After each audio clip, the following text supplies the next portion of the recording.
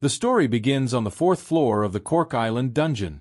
Peak Sword, ranked 16th in the unified rankings, leads a team of 8 top rankers and 200 elite members of the Silver Knights Guild. There are only 5 minutes left, and with this team, they would be able to capture a small fortress. However, Pixword is very nervous. On this 4th floor, a monster boss named Helgao appears every 2 weeks. A soldier warns that there are only 4 minutes left for the raid to begin. The guild had spent a lot of time and money strengthening themselves, definitely much stronger than last time. But then, an intruder appeared on the scene. All the members turned to see the user at the cave entrance. Who is the stranger, they thought. He has a weak presence and an unimposing appearance. How did he manage to bypass the defenses of the lower floors? He was just wearing a dirty cloak. Maybe he was a highly trained assassin. But an assassin would never reveal their presence in this way. A window shows that the player's name is Grid. Although in this summary we will also call him Grid. Pixword quickly searches among the ranked users for this name, but there is no such ranking. No player knew the user, so Pixword expels him from the place. This is an area controlled by the Silver Knights Guild. I don't know how you got here, but we are about to have an important battle.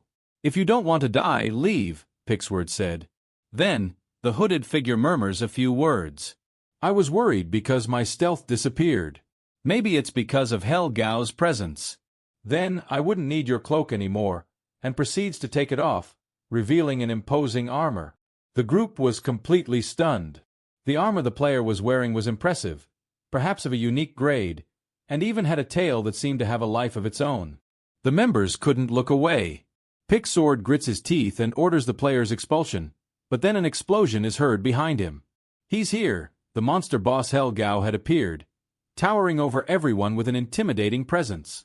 Windows show the monster's appearance. Helgao lets out a scream that instills fear, chaos, and weakening effects. Helgao's fire also reduced heat resistance by 50%. Then, the monster uses the Fire Pillar's ability, causing a massive explosion and wiping out a large part of the group. With a single ability, he had taken out half of the users. Pixword had increased his fire resistance by 86%, but still received a lot of damage. Then, footsteps are heard, and the stranger advances through the fire as if nothing. How was that possible? He resisted Helgao's powerful flames and suffered no damage. Then, the young man begins to summon something. It was a pickaxe with which he began to dig as if nothing. Good heavens! What were they seeing? Pixword's eyes were wide open. The young man was collecting materials right in front of Helgao. He complained, "It's so hot. Why do these minerals only appear when the boss reappears?" Lost in his thoughts, the monster boss raises his scythe and points it at the young man's back, causing a huge explosion. It was a direct hit. No one would be able to withstand it. However, he was completely unscathed and, addressing Pixword, issues a warning. "Hey sir, aren't you going to do anything about him? It's hot now, but it's going to get hotter."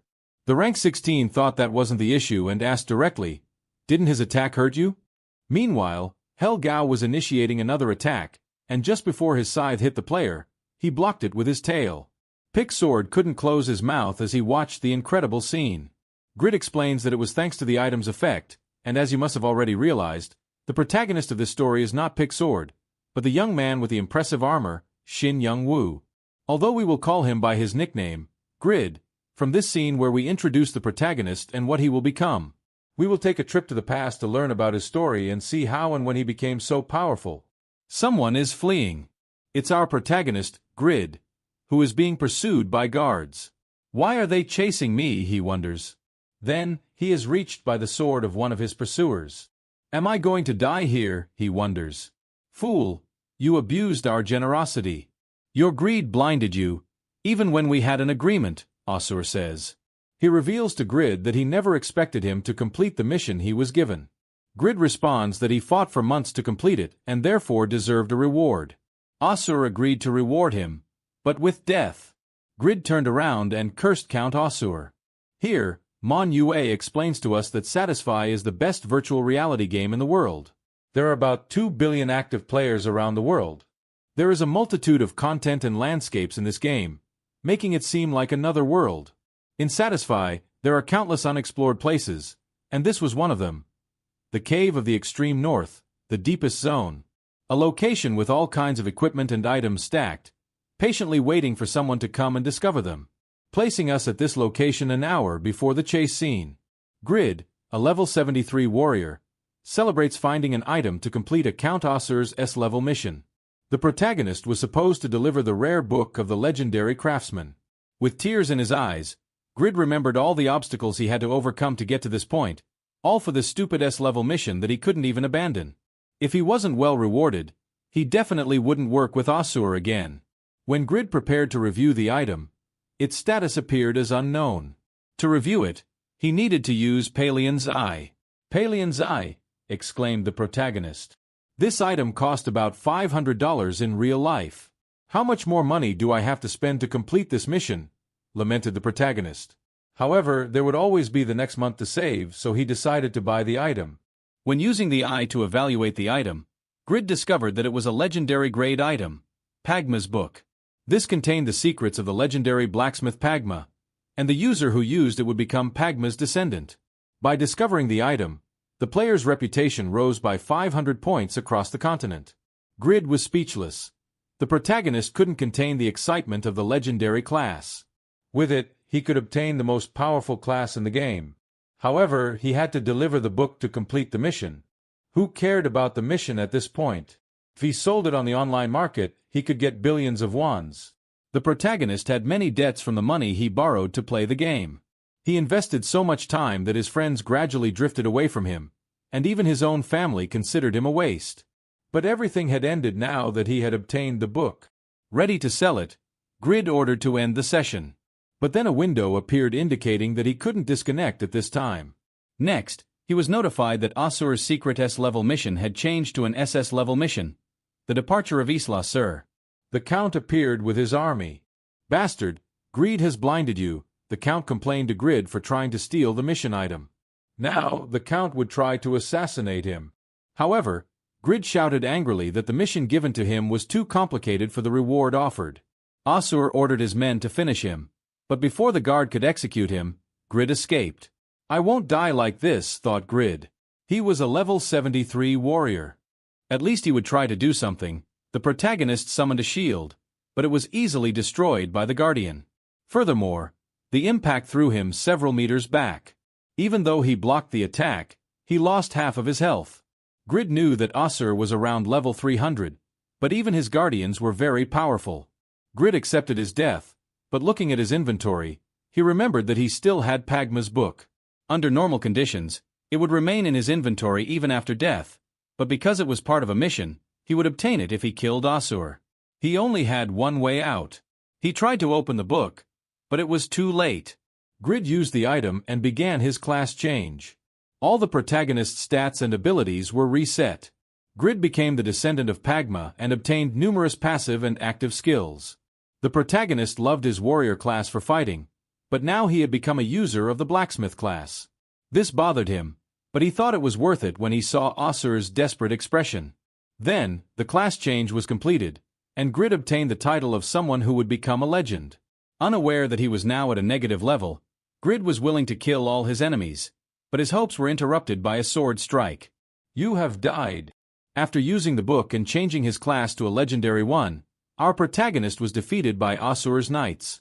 As a result, the protagonist's level, which had been reset to level 1, was reduced by 2 more levels, so currently, he is at negative level -1.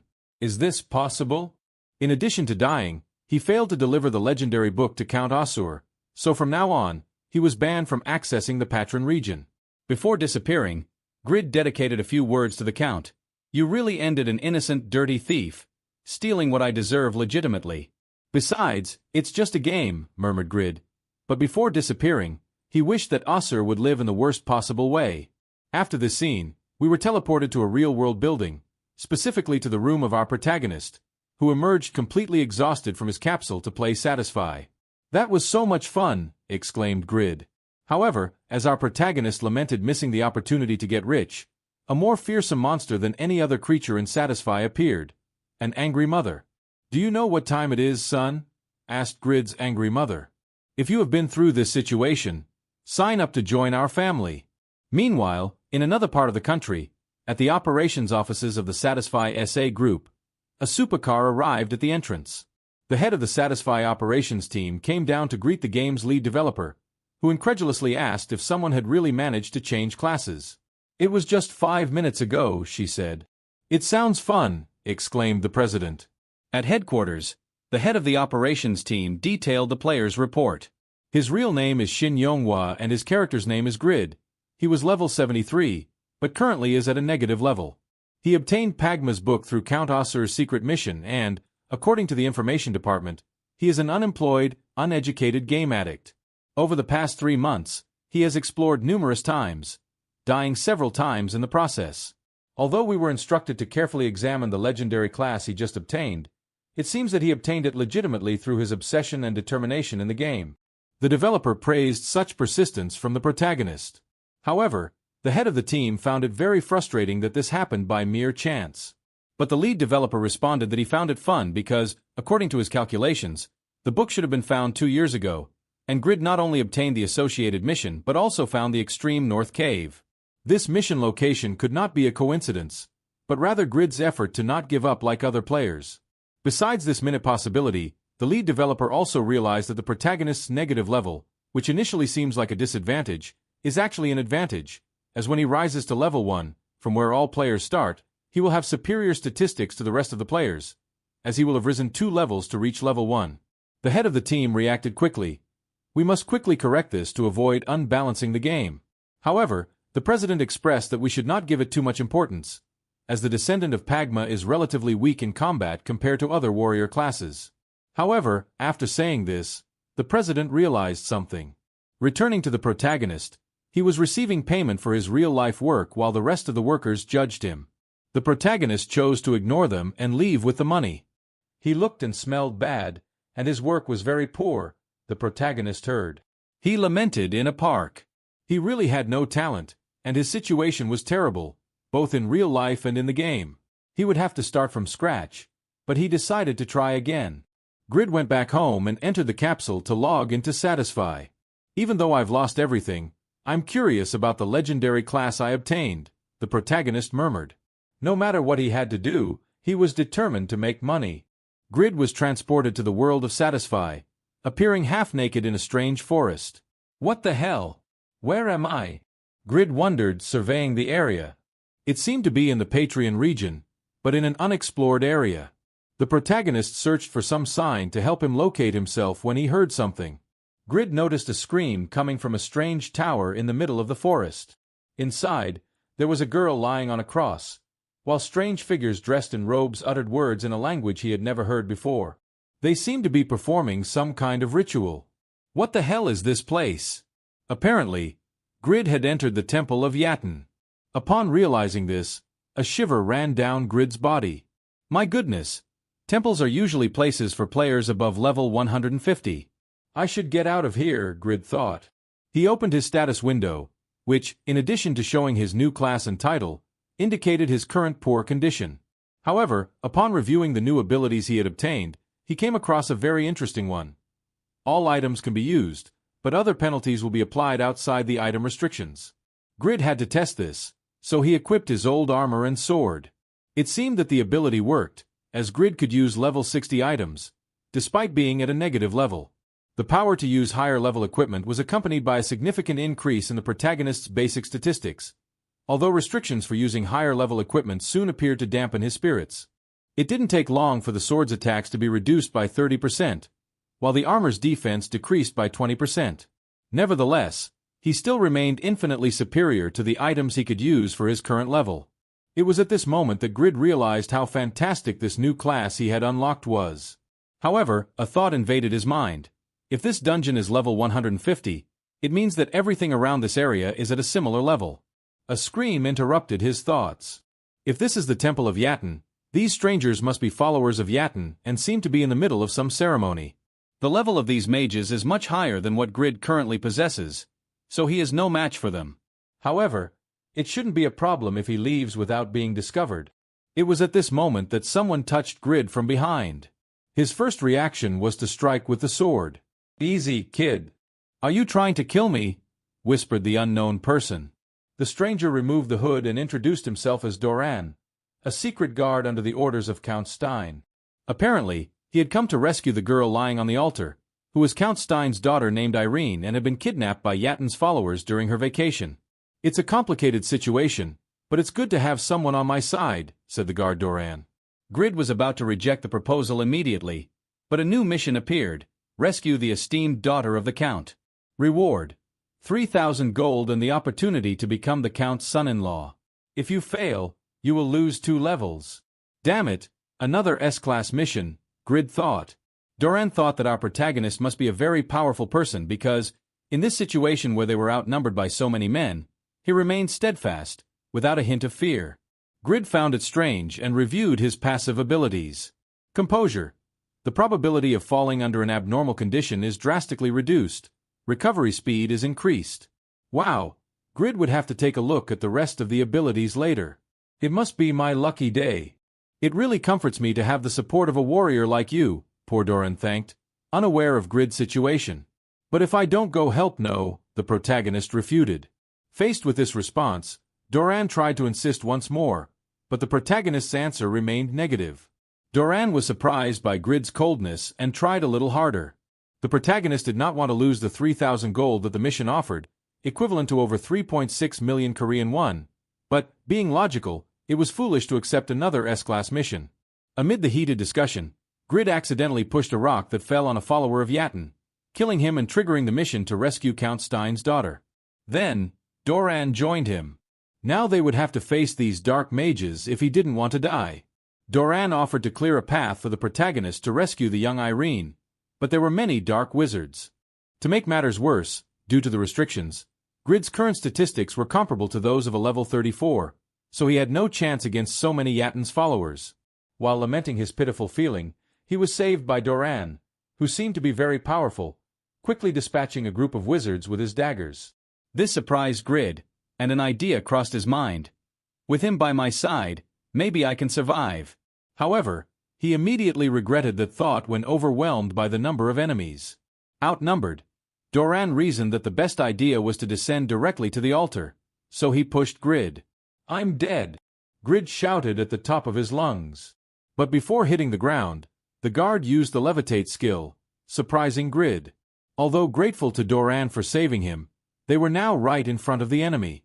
Yatin's followers began casting their spells, and facing a possible enemy counterattack, Doran dispatched the mages before they could finish their incantation. In response, some followers threw themselves against the intruders to buy time for the wizards. Meanwhile, the protagonist was no match in this battle, so all that was left was to cheer on the NPC. However, this had the opposite effect, distracting Doran, who was hit by an enemy spell. The only option left for Grid was to switch sides. "Actually, I've always wanted to become a servant of Yatin," murmured the protagonist. The black mages had prematurely sung victory, as the guard resisted the dark magic, surprising both Grid and the enemies. This time, however, it was Doran who attacked, but his attack was repelled by a shield. "Today is my lucky day." Grid was surprised to hear a female voice. Another player had appeared. "My S-class mission is to protect the ritual at all costs." I was afraid of how far they could go, but my opponent is an NPC named Doran, the girl said, excited. "I haven't felt this emotional in a long time." "I'm Yura. May I fight you?" she asked. It was Yura, known as the Blood Witch, the #1 player in black magic, and 5th in the unified rankings. She was a very famous Korean player, both in the game and in real life, often appearing on television. Why the hell is she here? Grid wondered. Yura launched an attack that our protagonists narrowly dodged and asked our protagonist, "Are you the one who accepted this S-class mission? Thanks to you, I can test my new ability without the cameras seeing me. Although it will be a tough fight for you." Yura thought that Grid would be around level 80 after seeing his equipment. On the other hand, our protagonist was already facing difficulties with the level of the NPCs in the area, but now that a ranker had joined them, he was really in trouble. However, he had the powerful Doran by his side. Even though she was a ranker, it wouldn't be an easy mission. Yura began to prepare another attack, wanting to test how powerful she was now that she had reached level 230. Our protagonists, in turn, were on high alert. Doran moved quickly and attacked the mage, but fell into her trap and was immobilized. He then used his blades to free himself from the traps and then attacked the rancor. Yura easily dodged the attack and attacked Doran again, having him exactly where she wanted. This time, she activated a spell that drained the guard's blood, leaving him in critical condition. The protagonist couldn't do anything in this situation. Yura had to use 30% of her mana to use this ability and finish off the NPC, but it wasn't the end. Doran managed to survive. He was using a very powerful item.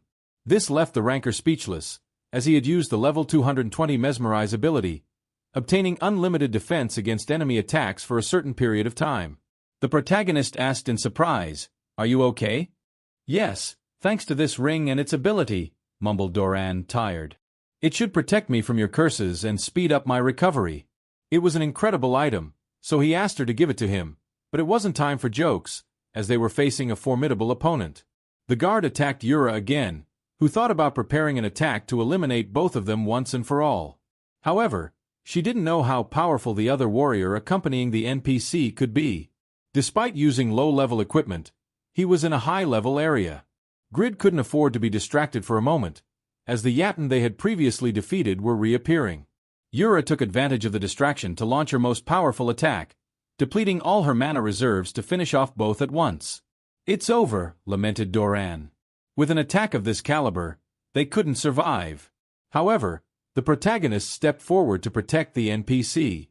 The attack caused a huge explosion in the tower, but Yura was certain that they couldn't resist such an attack. Far from reality, they were alive and well after receiving my spell. Who the hell is this guy? There was no way Yura wouldn't know such a powerful player. It was then that she realized that it was thanks to another feature of her new class, specifically the ability "A Legend Does Not Die Easily," whereby when health drops, the protagonist becomes invulnerable to all attacks for 5 seconds. A very broken ability. Yura, in turn, remained completely bewildered, as she believed she was at level 80, but survived her most powerful attack without a scratch. It seemed that she was starting to feel something for Grid, as from her point of view, it seemed like the protagonist was smiling warmly at her. This opportunity was seized by Doran, who, using Grid as a springboard, rose to counterattack the Dark Mage. However, Yura still had an ace up her sleeve and would protect herself with a defensive spell. The rancor, however, had to react quickly and finish off the unknown player before it was too late, but when she looked at his location, there was no sign of him. He simply disappeared.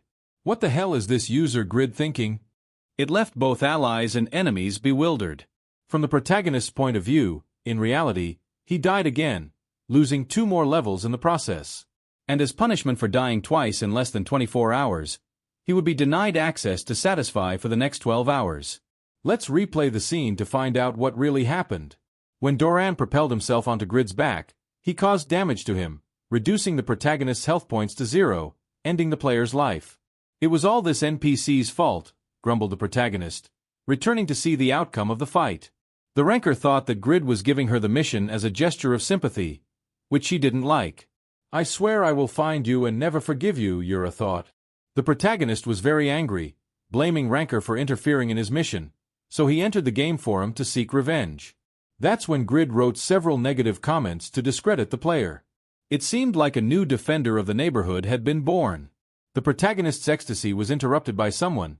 It was his sister Shin Siege, asking what her older brother was doing to be so agitated. Grid's room was a mess, which worried his younger sister. As she approached to see what her brother was doing, she read Grid's comments. He apologized, saying it was unintentional, but ended up disappointing his sister. "Is everything Yura's fault? Is she also trying to ruin my life outside the game?" thought the protagonist, accusing Yura again. The next day, Grid was home alone. His parents and sister had gone out. He had a simple plan: to have breakfast while watching his favorite news channel, Satisfy. A new idea popped into Grid's mind. If this guy can become famous, can I also get rich? That's when the announcer talked about the Yatten Tower, which was completely destroyed the night before. Grid seemed to have an idea of who could have done it. The announcer had been investigating and all the evidence pointed to one person, the rancor number 5, Yura. Judging by the ruins, she must have had a very intense battle. There seemed to be a testimony from a player who witnessed the scene. "I was running away from a monster when I heard a noise coming from the tower. Yura was fighting a guy and cast her best spell. Yura is even more beautiful in person," the fan said for everyone to hear. But the result was so surprising that even Yura was left speechless, as the guy didn't have a scratch after the spell's impact. Yura was fighting a top ranker? Exclaimed the announcer. But the fan of Yura was crushed by a rock, so he couldn't see his face. Have I become famous? Thought Grid, confused in his house. This can only mean that I'll get rich. Grid quickly grabbed his phone, called the news channel's inquiry center, and exclaimed that he was the user who fought Yura. They asked for his name and level, but when Grid mentioned being level less than 3, they immediately hung up. How would they believe me? The last thing they knew about the temple was this image. It seems that in the end, Doran had to sacrifice himself to save Irene. Even though he was an NPC, he was a good person and had a very interesting ring. After closing the chapter of the Yatten Tower, they started interviewing a rising player, Katz, level 203. I guess everyone already knows who I am, exclaimed the arrogant player. Grid had heard of him. He was a famous arrogant boy, the son of the head of a large corporation. The interviewer asked Katz how he reached the top 53 so quickly. The user mentioned that he had gained 30 levels in 3 months, which surprised Grid, as it took him several years to reach level 70. Before answering the interviewer, Katz wanted to take the opportunity to challenge the Korean ranker Yura. This is the end of your era. I will be the next top ranker, said the lunatic. Grid thought that, even though he was top 53, he didn't stand a chance against the top 5. Although Grid also didn't like Yura, she was a monster on another level. After Katz's declaration of war, he exclaimed that his rapid advancement was due to this sword. He then activated a skill and modified the sword. It seemed that he had a passive ability that modified the sword he used to give it vitality in exchange for more attack damage. The more vitality he absorbed, the more attack he would have. He obtained this ability thanks to his epic class called Warrior's Blood, one level below the legendary class that Grid possessed, but it was also a hidden class that few could obtain. This excited the protagonist, who was eager to learn more about his own class. Determined, Grid returned to the game and appeared in the Bairan village. Clearly, he couldn't reappear in a destroyed Yatten temple. In this village, there seemed to be many players recruiting members, although the level requirements were very high. Amidst the shouts, he heard a player looking for members above level 200 to search for blue or chalum, the strongest mineral. All the members saw it had to be above level 100, so Grid reappeared in a high-level area. That's when he saw a carriage. It was his opportunity to go to a beginner's village. But when he asked about the cost of the trip, they asked for 10 gold coins. Grid had nothing, so he would have to find another solution. Now, Grid had a new class, the descendant of Pagma. He began to review his skills to experiment.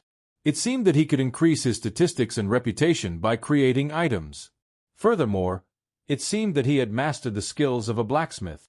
He had legendary blacksmithing at level 1, while he had already mastered the rest of them. It was something amazing. The main blacksmith had barely reached the intermediate level of blacksmithing skill. One of the abilities that Grid possessed was creation. He had his own production method with the help of the system. Thanks to the legendary blacksmith skill, he could create 3 items of that class for each level he gained.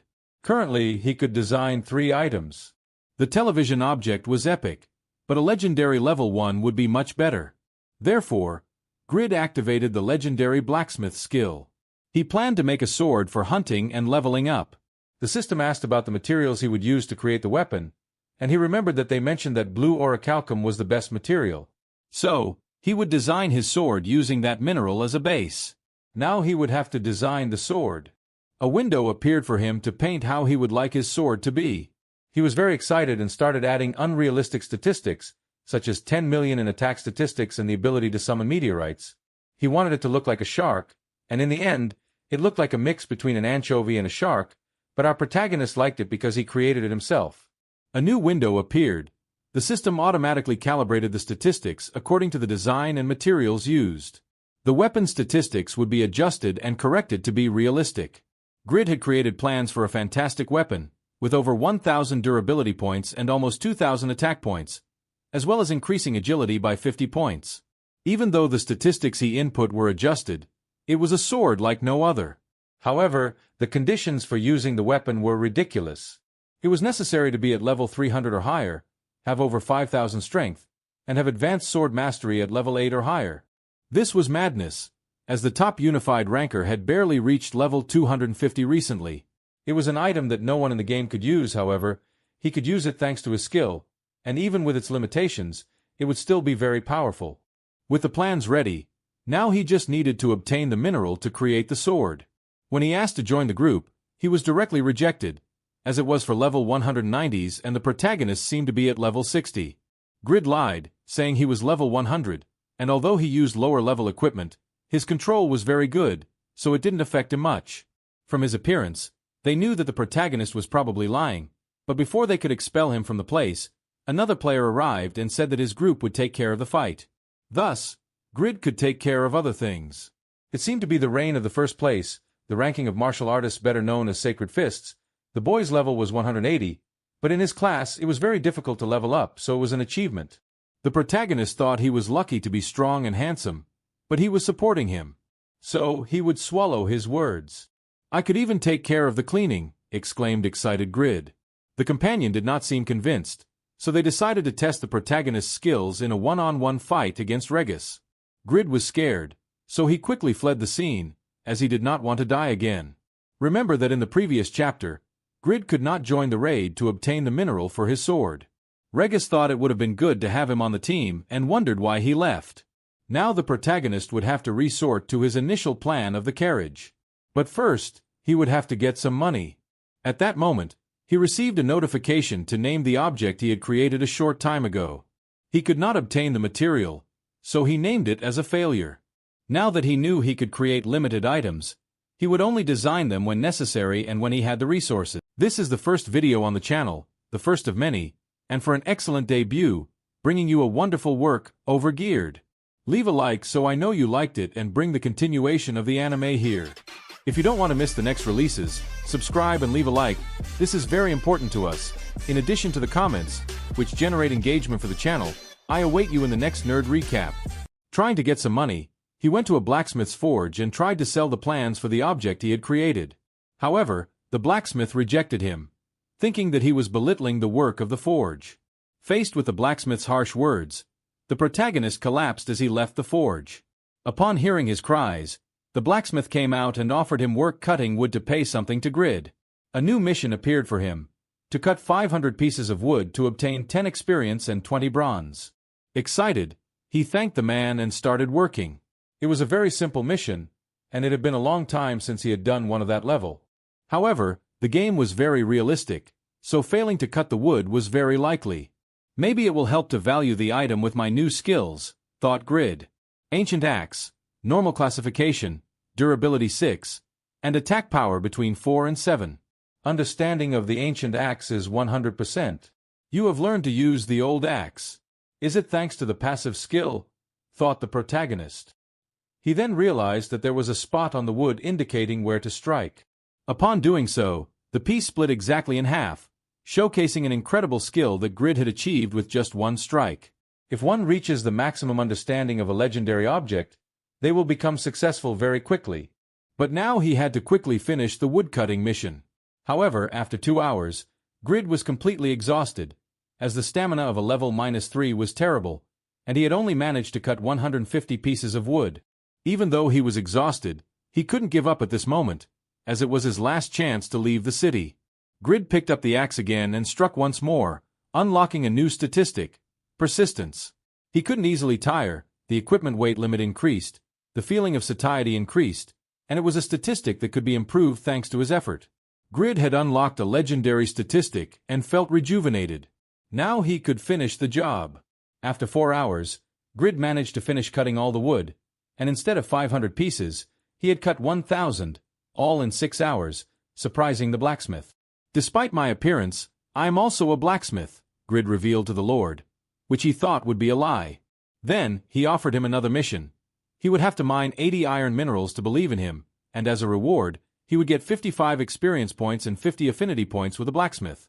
It was his opportunity, as if Grid completed the mission, he would be able to level up to level 0. When he arrived at the mine, he was completely exhausted, as he had to walk for almost 4 more hours to get there. The miners thought that, due to his frail body, he would hinder more than help, so they sent the protagonist to a corner to try to imitate the professionals. But when they heard how he struck with the pickaxe, All the miners turned around. As with each blow the protagonist made, new iron ores appeared. The miners were amazed, as an incredible miner had been born. After a while, Grid managed to mine a total of 170 iron minerals. Grid celebrated with great enthusiasm for having achieved it, and all this was thanks to his persistence. After completing the mission, a notification appeared that Grid had leveled up to level 1. Now that he had finally leveled up to level 1, his punishment stats were restored to a normal state, in addition to adding the stats of a descendant of Pagma.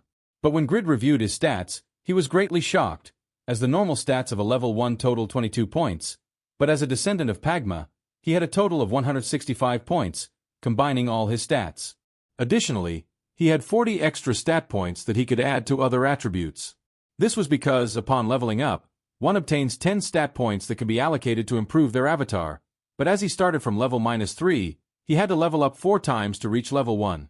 "Astounding!" exclaimed our tired protagonist upon returning to the blacksmith smith. His perception of Grid completely changed after completing the missions assigned to him, increasing the affinity with the blacksmith by 60 points and the reputation in the village of Byran by 200. Upon returning to the village, the behavior of Lord Smith changed completely. The protagonist asked him to teach how to create an item that sells well.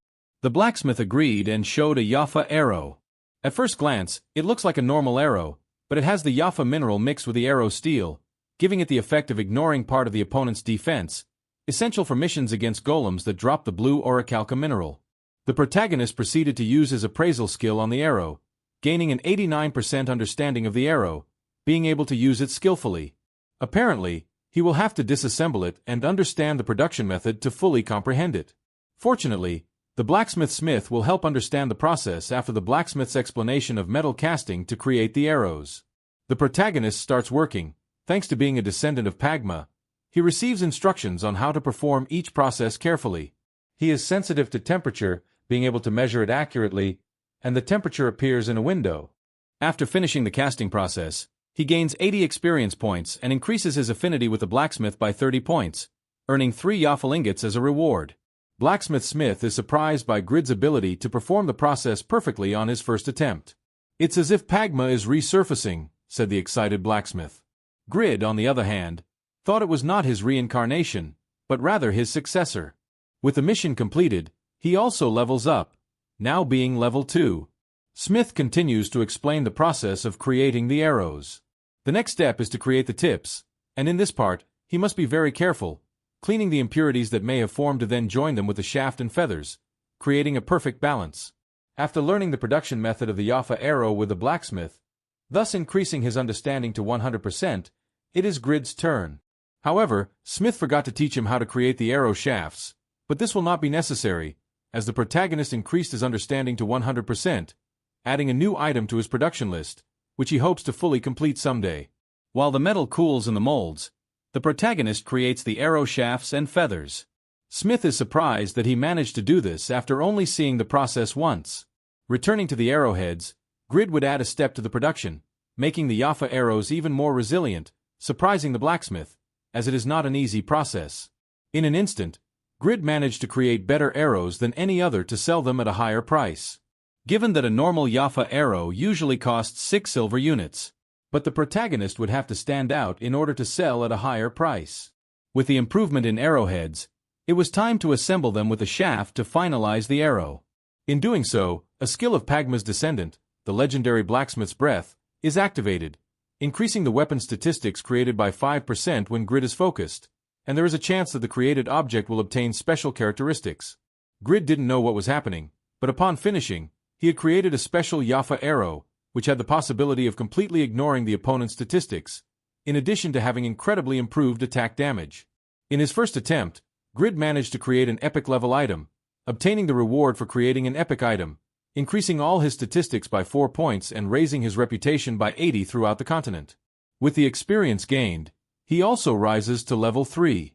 However, the protagonist is disappointed because he wanted his first epic level item to be a sword. Pagma's descendant's class was amazing, as he had just created the best arrow in Satisfy. After the help, Grid leaves Lord Smith's forge, thanking him for all the lessons and help. To bid farewell, the blacksmith presents him with 100 special Yafa arrows he had created, and some material ingots. Grid is grateful, but needs to head to the city to sell the arrows and make some money, so he bids farewell to Smith. Elsewhere in Satisfy, the group that went in search of the blue orichalcum mineral was battling the forest golems to obtain them. Here we are introduced to the group leader named Jishuka. Despite the main members being very powerful, the rest of the players were being annihilated by the golems. Even with the casualties, they managed to defeat the leader, obtaining as rewards 30 black iron minerals, 7 orichalcum, and 1 blue orichalcum. It seems that the group wanted to obtain the boss's amethyst shield, although this item had the worst drop rate and this time it had not appeared either. 75 members of the group had been defeated during the mission. It was the 4th raid they had made, and with so many casualties, fewer and fewer players were showing up. The Sadaka group was formed only by high-level rankers, but the size was reduced, so they were not as well known. They needed the amethyst shield for another linked mission, but they had no luck with the drop of this item. In response, the leader ordered the group to focus on leveling up individually. They would have to level up 15 levels in the next 3 months if they didn't want to die. After the meeting, the leader went to buy more Yafa arrows, but when the seller showed her the arrows for sale, there were some more expensive than the rest. They were 3 times more expensive than the common Yafa arrows. When she saw the color of the arrows, she was surprised. They were purple arrows, which meant they were of epic level, capable of completely ignoring the enemy's armor. She had already spoken to numerous blacksmiths to make something similar, but no one had the level to do it. If they hadn't created them, there was a blacksmith who surpassed the best blacksmiths in Satisfy. She had to make an offer immediately for these arrows. Therefore, the leader Jishuka sent out an announcement to the guild. They had to find this blacksmith before other guilds did, as he was the best blacksmith on the entire continent, and all the guilds would cause chaos to recruit him. The news spread quickly and soon reached the ears of Panmir, the #1 ranked blacksmith. The game had described Grid as a master craftsman, something not even the top-ranked person was called in the descriptions of Satisfy's history. Only 2 people had managed to create an epic item, and he was the first person to do so, putting all his effort into the forge. But who was this new blacksmith? Panmir wondered. The next day, the protagonist woke up early to go to the employment office. There were many people, and they were always ahead of the protagonist in tasks. He tried his luck the next day, but was exhausted. Before leaving, he was stopped by his father, who asked him to sit down so they could eat as a family. If he did that, his father would pay him what he earned in a day's work. The protagonist was very grateful for the family he had and asked his father to pay his debts, receiving a pot of rice on his head as a response. After that, Grid returned to Satisfy, having hardly rested at all, but he needed to play. When he opened the market to see at what price his arrows were sold, he was completely surprised. The winning bid bought his arrows for 72 silver coins per unit, which was 12 times more expensive than a normal arrow. Multiplying this by the 99 arrows he sold, it totaled 71 gold coins and 28 silver coins. A madness. This would be equivalent to 120,000 Korean won, so he wouldn't need to go to the office for work in real life anymore. He rushed to claim his 71 gold coins, but there was a commission for selling epic items in the market, so he received 60 gold coins and 59 silver coins. A new idea came to Grid's mind. If he could make money selling items, he wouldn't need to leave the city. This thought disappeared as quickly as he remembered that the owner of the forge in that city was Mr. Smith. So, he rented a carriage and headed to a city called Winston, where apparently the Stein family's blacksmith would become the new lord of the city. The name sounded familiar to Grid, but they were already very close to the city. Finally, he had arrived at the new city, which was 4 times larger than the previous one and seemed more lively. The first thing our protagonist decided to do was to find a place to store his inventory. Before that, he evaluated his sword and armor, as increasing his understanding of them would also reduce the level limitations. When evaluating, Grid obtained a 33% understanding with the sword and 6% with the armor. Understanding the armor came with a reduction of its penalties that limited the items by level. The reduction of the sword's power went from 30% to 20%, while the reduction of the armor's 20% defense he had now only went to 8%. Now that he understood the understanding system, he could try to repair the durability of these items to increase the understanding to the maximum, but he would leave that for another occasion for economic reasons. Storing items in the warehouse also costs 30 silver coins. Everything costs money. After leaving his armor and sword in the warehouse, he decided to take the only special arrow from Yafa that he hadn't sold, to keep as a memento. Now that Grid was using lighter equipment, he felt like he could fly. It was much more comfortable than his heavy armor. In the city, There seemed to be players of all levels, from beginners to experts, but the protagonist didn't have time for that, so he went to the forge. It was a huge building, so there should be at least an intermediate-level blacksmith in that place, which meant they would treat Grid well. As a descendant of Pagma, the intermediate or higher-level NPC blacksmiths would favorably treat him. Upon entering the building, he saw that it was all empty, but there seemed to be a person. There was a strange old man lying down, who asked who he was. Grid replied that he had come to create the best-selling item, but the old man explained that recently the Marrow Company was selling items at very low prices and in large quantities, so the items from his forge had not been sold for a long time, and therefore he closed the shop. This news disappointed the protagonist, as it was the only forge in the city. Then, another group of people entered, shouting at the old man. The protagonist thought he didn't want to get into more trouble. Then, the group that entered showed a purchase contract for the building, asking the old man to sign and hand over the building. The grumpy old man said there was a limit to being kind, and apparently the large Marrow Company planned to force the old man to sell the forge. Before getting into more trouble, the protagonist decided to escape, but was stopped by the redhead, who asked if he was a spy from the company. The protagonist didn't count on his equipment, so he couldn't confront them. Therefore, he says that he is new in town and didn't know that the bandit's blacksmith had closed. The bandit understands the situation and kicks him out of the place. The elder had no intentions of selling the business, so the bandits will try to force the sale. One of them insults the elder's deceased son, which our protagonist cannot tolerate. However, he is not a hero at that moment. Grid receives a new mission from the warrior. He will have to get rid of the Marrow Company's henchmen and break the blacksmith's contract. As a reward, the Elder Khan's alcoholism will improve, and he will have maximum affinity with Grid. Additionally, just by accepting the mission, he will gain the ability Ferrero's Wrath. However, if he fails, the Elder will die in a few days, and he will not have access to missions related to him. Even though the odds are low, Grid is determined to accept it.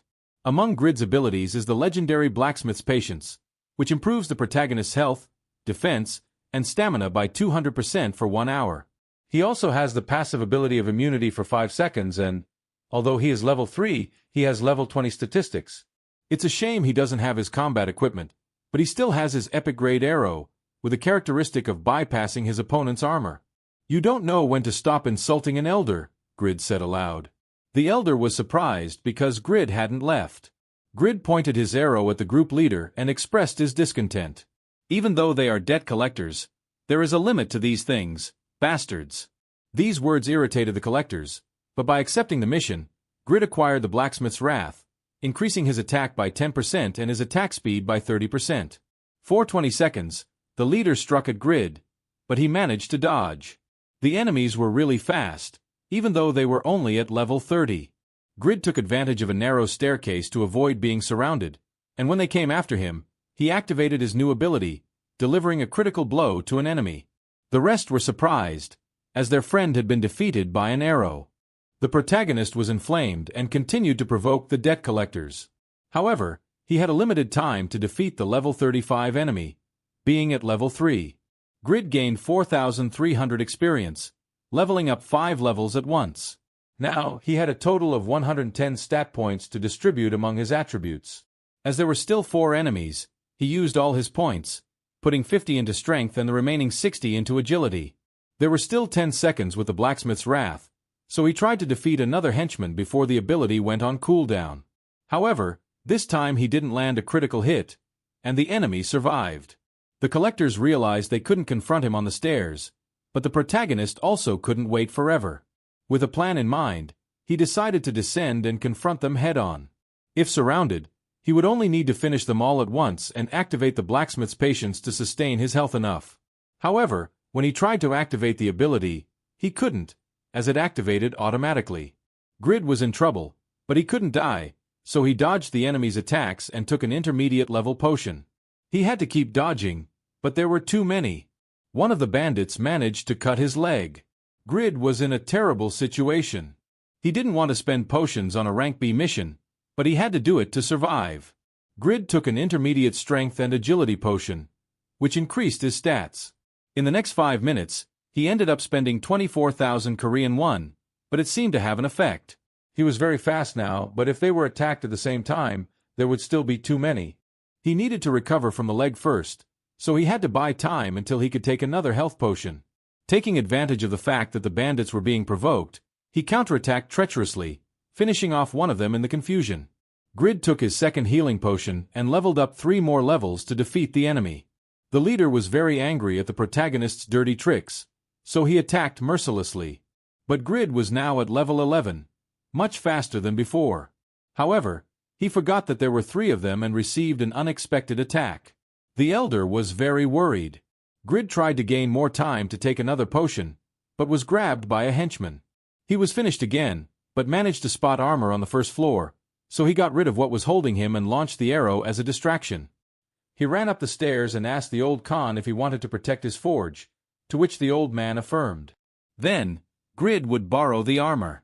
The worried elder shouted that that equipment couldn't be used.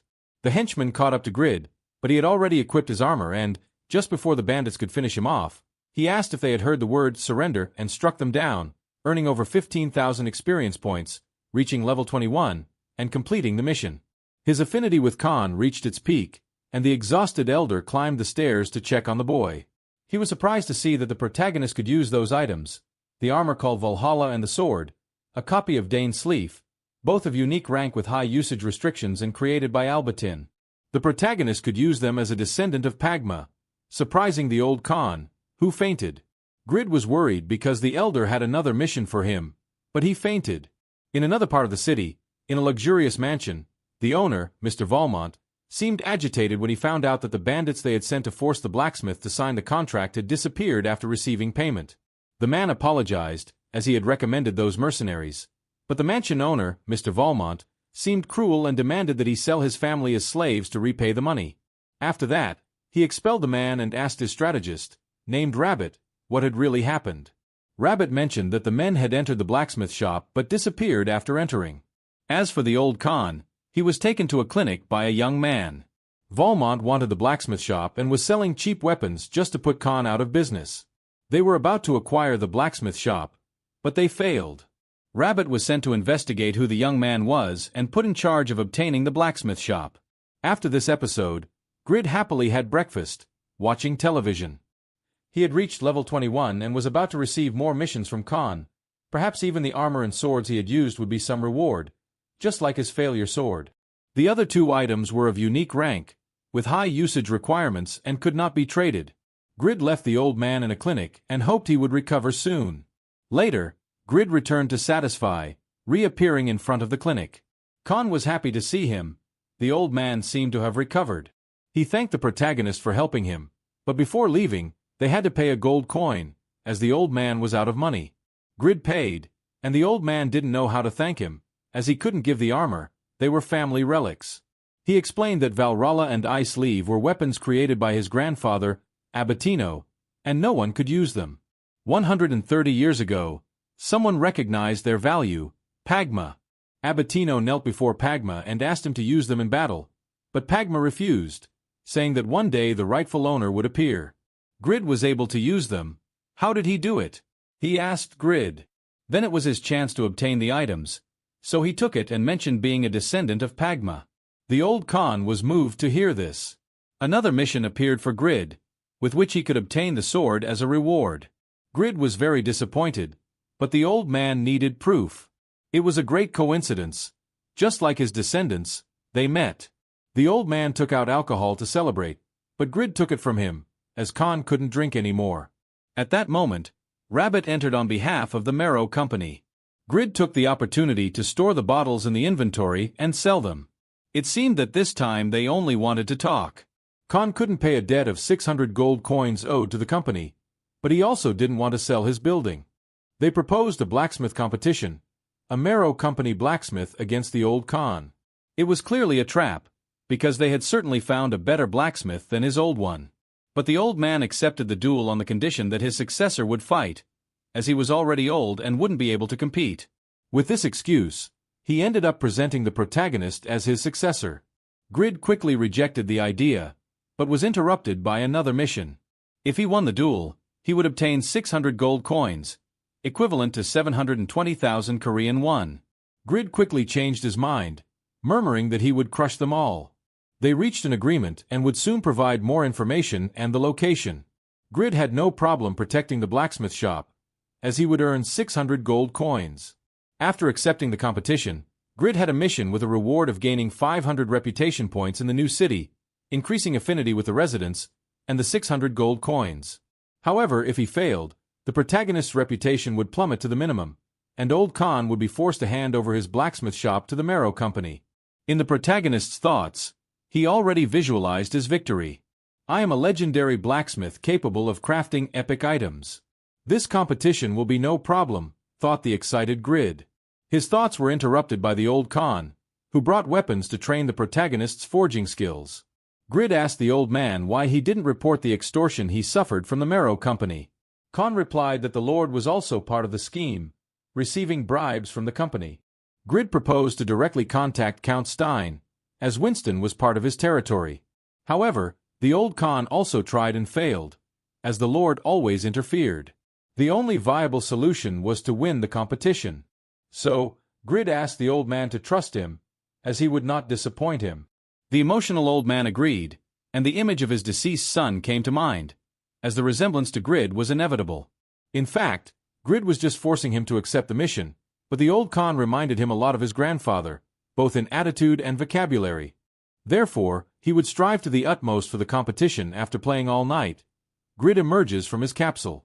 Playing Satisfy was different for Grid than for the blacksmith smith, but even though he was so old, he retained extraordinary skills like those of an advanced blacksmith. Grid wanted to learn from him, but what am I thinking? He corrected himself. The drowsy adventurer Grid went to have breakfast with his parents, who were very happy to spend more time with their son lately. But Grid suddenly asks about his grandfather. His parents are shocked by their unfeeling son, who never cared about anyone, was starting to change for the better. The grandfather was fine. So, Grid proposes to visit them together soon. Meanwhile, at the Marrow Company, the owner throws food to Rabbit. Why do you do unnecessary things? Rabbit scolded, reprimanding the family strategist. The move Rabbit had made didn't make sense in Valmont's eyes. Rabbit explains the situation. The residents greatly respected the old Khan, so the Marrow Company had to create the impression that their skills were superior to Khan's. So, they gave him one last chance. This way, they will improve the company's image. A smile appeared on Valmont's face. This way, we can attract royal clients, and it wouldn't be so bad, exclaimed Valmont. But before that, he had to ensure that the rival couldn't win. Rabbit's investigations indicated that the boy representing Khan is an ordinary person with no reputation, so the company prepared a craftsman who would definitely win. Even if he was a nobody, the company had to send their best blacksmith. Meanwhile, at Khan's forge, a guest questioned Grid's appearance. Is it true that this boy took down Bale and his men? He looks more like a weak and innocent young man to me. Grid asked him to be more discreet if he was going to criticize him. Then, some concerned citizens entered the blacksmith shop. Old Khan, this announcement is all over the city, they exclaimed. Apparently, the Marrow Company had made the competition public and did it in a very friendly manner, because even if they won, the company was willing to let Khan continue working at the forge, so they tried to coexist with the residents of Winston. The citizens' view of the Marrow Company was starting to change, and they were willing to give Khan a chance, and the conditions were quite good in the eyes of the people. They seemed to respect the old Kansas. This thought is completely destroyed by Khan, who tears up the announcement, asking if they had forgotten that the company had monopolized the business, impoverishing the city of Winston. The citizens retract, as they had fallen for the Marrow Company's trick again? It seems that our protagonist had also been deceived by the company's intentions. At this moment, a stranger interrupts Grid's thoughts. According to what I heard, the Marrow Company bought and traded the residents' lands.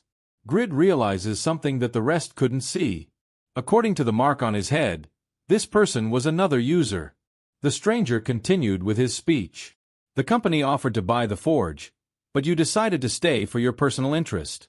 The rest of the citizens immediately jumped to defend their blacksmith, but the player calmed them down. I'm not here to fight.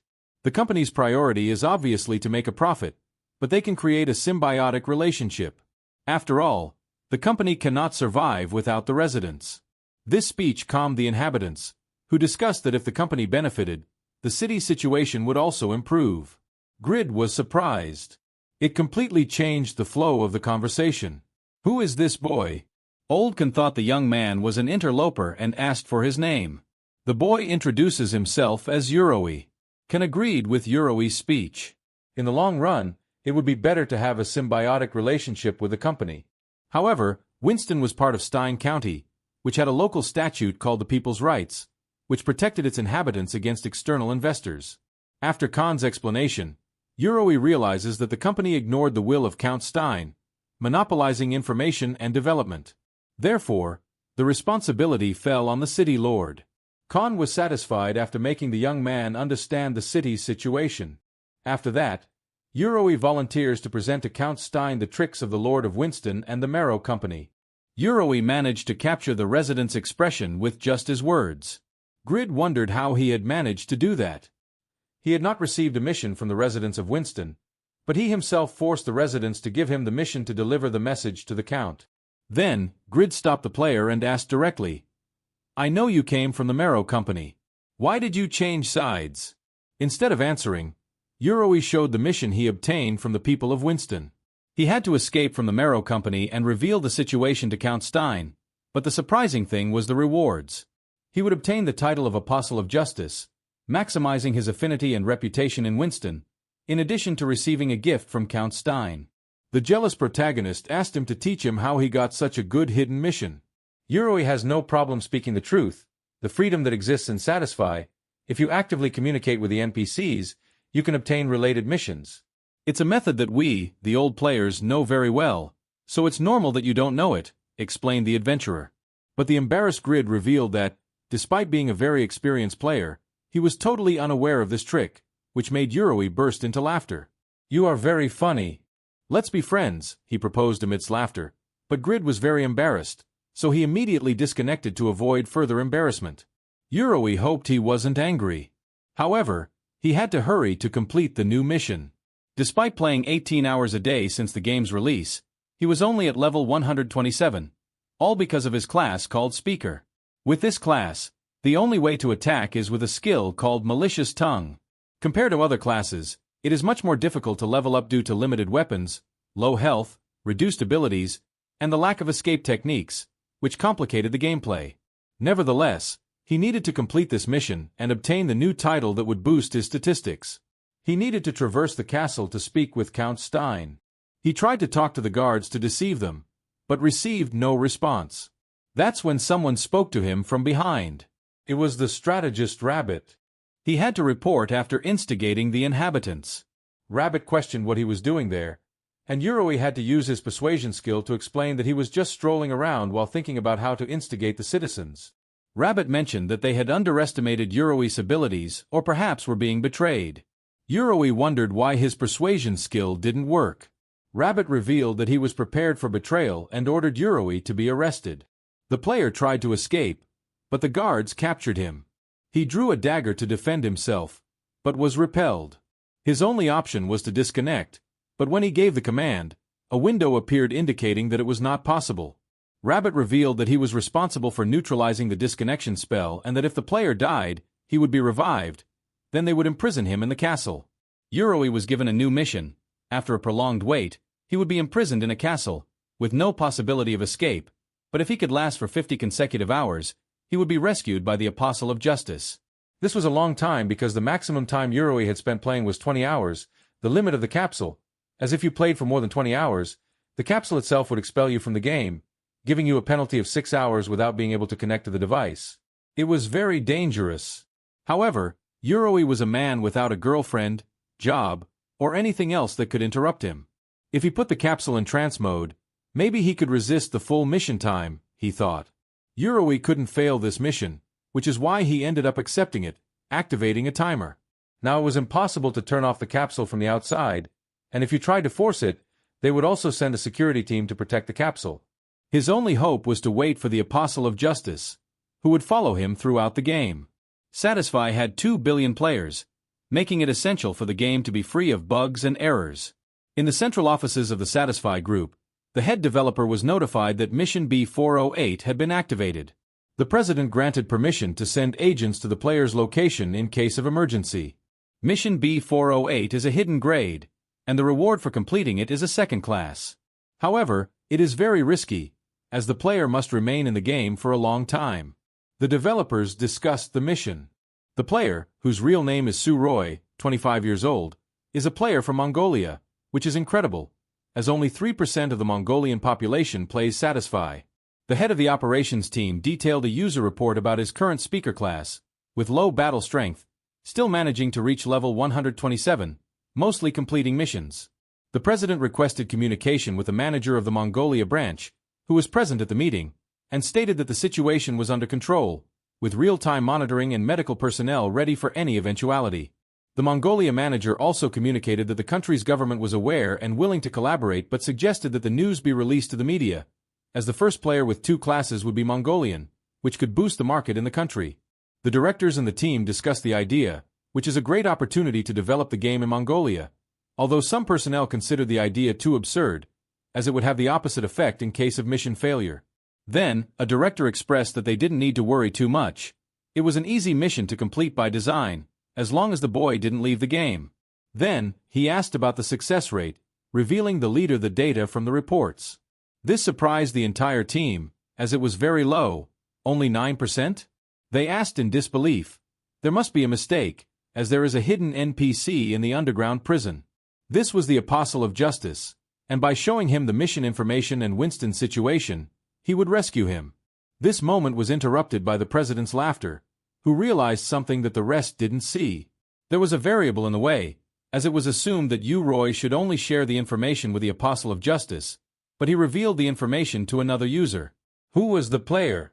Meanwhile, our cheerful protagonist cried drunkenly at a street post. How could he have betrayed him like that? Oldkin gave him such a good mission to a stranger, even when I paid for the doctor. He vented. Then he arrived home at 1 in the morning, so he couldn't make noise. He should let us know if he's going to be out so late. Apparently, Grid's sister was waiting for him, worried because no one was in the capsule, but then she noticed the smell of alcohol emanating from her brother. Drunk Grid was happy that his sister was worried about him, but she told him to take a shower and go to bed, as it was clear that Grid was not in his best state. Returning to the Satisfy offices, a director expresses that it's not possible to complete this mission. The president soothes the disappointment of one of the directors, but even if he wasn't the Apostle of Justice, they still had the Grid, a new variable in the game. This didn't cheer up the director, as the player in question was only level 21. Even after obtaining a legendary class, they had wasted many resources on this user, and no one believed the mission could be accomplished. But the president seemed to have something in mind.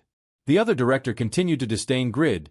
The only things he did after obtaining the legendary class were to create epic-grade arrows and receive a mission, although he hadn't shown any results. The president found Grid's actions very amusing. Here it is explained that currently in Satisfy, there are only 3 users of epic class.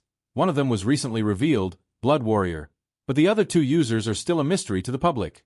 The first user to obtain the epic grade class had not yet been identified, while the second user revealed himself to maintain his 7th place in the rankings.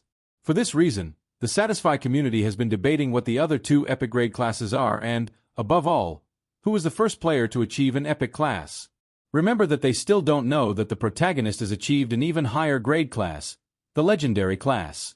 Meanwhile, in the Aquero dungeon, some players try to recruit another player. Join our group. If you join, we will give you all the loot. The girls in the group thought they were going too far and that the men were very stupid, as all the men were drooling over a girl since she arrived. The player introduced herself as Euphemy and exclaimed that she would join the guild with the strongest players, then asked them to show their powers. This proposal further excited the men, but they were interrupted by a monster's cry, an opportunity they would take to show their skills. "We will be the only ones to have Lady Euphemy," exclaimed a group. The users began to use their most powerful abilities in order to impress the player, finishing off the monsters. However, in Euphemy's eyes, they were very average abilities, a thought that was interrupted by an ability behind her. She heard a loud bang caused by someone's ability. "Who is this user?" asked the girl. It was a user with a very powerful ability, perfect for defeating Piero, thought the player. Then she activated her duplication ability, and windows appeared indicating that the level 3 Frenzy Vortex ability had been successfully duplicated. This ability generated a vortex for 5 seconds, causing a lot of damage per second. After duplicating it, She could use this ability once and keep it in her arsenal until she used it. Here her identity is revealed, Euphemina, level 90, also known as Duplicator. The user asked if she would join their group after such a display of power, but as she turned around, they realized that the player had disappeared. She was somewhere else. She had prepared for 63 days for this S-class mission. Her mission indicated that she had to defeat a traitor named Piero and, as a reward, obtain the title of Vengeance Agent, which came with very interesting abilities. But if she lost, she would lose 2 levels. Euphemina was ready to start the mission, so she opened the door, concerned about the powerful NPC she would have to fight. Inside was the strongest knight in the Empire, Piero. Piero noticed the intruder as the player prepared to complete the mission. Spears fell from the sky onto her. Euphemina used an ability called Tartan and summoned a kind of golem. It was the most powerful defensive ability, known only by the first place in the Guardian Knight's ranking. The player could use the duplication ability 3 times a day. After copying an ability, she stored it in her repertoire and could use it once. The player spent 2 months copying the abilities of the top-ranked players, so she currently had 50 high-level abilities in her list. Although she could only use them once, they were very powerful abilities. "It's more than enough to finish this," exclaimed the player. And here is when she reveals that she is the first user of an epic grade class. Euphemina used another ability on Piero, which generated a great impact. But it wasn't enough. Piero resisted. Then the player chained the spell she had recently copied, generating a huge explosion, but she was sure he was still alive, so she continued chaining powerful abilities, one after another, causing great damage to the dungeon. The girl wondered if she had managed to defeat him, but she hadn't received the mission completed notification yet, so the NPC was still alive after using so many high-level skills. She had consumed a lot of mana, so she used the levitation ability. Now she needed to keep her distance to recover her mana with potions, but her thoughts were interrupted by a quick counterattack from Piero. How was it possible that he was completely unscathed? Piero was about to finish her off, but Euphemina quickly responded with another ability, one that generated illusions in the opponent. Euphemina took the opportunity to descend and recover, as she had saved this ability for an emergency. She thought she was trapped in the illusion, so now she could recover her mana with potions to counterattack with more skills. But some windows warned the player of the danger due to excessive use of skills. Your physical abilities have decreased, you cannot use skills for a while, all your attributes have decreased by 50%. What an inconvenient moment, just when she was about to complete the mission. However, she couldn't give up. There was still some time until Piero could recover. But when she looked up at the sky, she was surprised. Piero had broken free from the illusion and was now looking at her. He's a monster, thought Euphemina. He wasn't strong enough, so she gave up the mission, losing 2 levels in the process and disappointing Asmal's trust. She had wasted 2 months duplicating skills in vain. She was very angry, as she had been so close. Then, an NPC appeared. "Are you Miss Irina?" "I bring a message for you," said the NPC. "A message?" asked the player. "We would like you to take on a task," exclaimed the NPC. So, she received a mission. The player was not at all motivated after losing to Piero, but upon reading the mission, she changed her mind. If she completed the mission, she would obtain the title of competitor, which came with interesting statistics and abilities. Furthermore, they called her Irina, among the many nicknames she had. Irina was what she used to create objects, so she accepted the mission. She had to represent the company Mero in a competition to defeat Khan's successor. Returning to the protagonist, Khan asked him to stop grumbling, but Grid was still annoyed because the old man had given such a good mission to a stranger before him. The elder explained that the company was watching them, so Yuroi was the most suitable for the task. Furthermore, he couldn't put his young successor in danger, as the elder Khan thought of Grid as his own son and therefore could not continue living if something happened to him. These words motivated Grid to continue training for the competition against Mero. The competition would be in 2 days, so both Khan and Grid were very excited. If Grid repeatedly used his ability, it would constantly improve. He could feel that his movements were becoming more precise and efficient. Grid didn't stop creating rare and epic class items, improving both his statistics and his reputation, as well as continuing to accumulate dexterity and persistence statistics. The protagonist thought that the feeling of improvement was absolutely thrilling. After a long day of training, the protagonist was exhausted and decided to review his statistics to see how much he had improved. However, upon review, his blacksmithing skill and blacksmith's breath were still at level 1 and around 10%. Still, regardless of his statistics, Grid felt that he was improving, not to mention that he had gained 130 additional statistics points for creating items. Grid thought of assigning all the statistics to dexterity to win the competition, but he remembered his battle with the collectors, so he decided to distribute the statistics, 70 in dexterity and 60 in endurance. After improving his endurance, his health points also increased. His statistics were very positively distant from those of a level 21, they were more comparable to those of a level 75. Now that he had the descendant class of Pakma, he could continue to improve, and Grid was willing to make an effort in the competition. He would reap all the fruits of his effort. The next day, at the central stadium of Winston, the square was filled with users and NPCs who had come to see the competition. Users were surprised by the large number of NPCs at the site. Apparently, they were residents who had come to support Can's blacksmith shop. All the inhabitants encouraged the protagonist. Grid's appearance and his low-level equipment disappointed the players who had come to see a high-level competition. The company Marrow was confident in their victory. The competition presenter announced the representative of the Marrow company, who was Irina. She was very beautiful, so she quickly won the hearts of the players in the audience. Irina blew a kiss to the stands, thanking for the support. Grid thought she was beautiful, but after seeing Yura, she didn't even come close to the beauty of Ranker 5. Furthermore, Grid still had the support of the residents of Winston, or maybe not. Grid was very disappointed with the people who were defending him, but the presenter asked him to stand up. Irina introduced herself to Grid and hoped to have a good competition, but the protagonist quickly put her in her place. "You're not my type, so don't play with me, little girl," he said. "Are you being so rude to a beauty like me?" responded the offended Irina. "You're beautiful, but a girl like you shouldn't go around calling herself beautiful," retorted the protagonist. No man had been able to resist Irina's charms before. She was very angry and was going to humiliate him in front of everyone. Irina asked not to be called a girl, as she was already 20 years old, but Grid put her in her place again. "I'm too old for this," he said. The host kicked off the competition with today's theme, a dagger.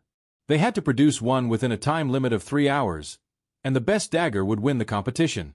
Irina was very confident that she could win, but the only thing that worried her was the difficulty of the mission, as it was the first time a mission appeared to her as of unknown difficulty. This was because the rival's skills had not yet been revealed.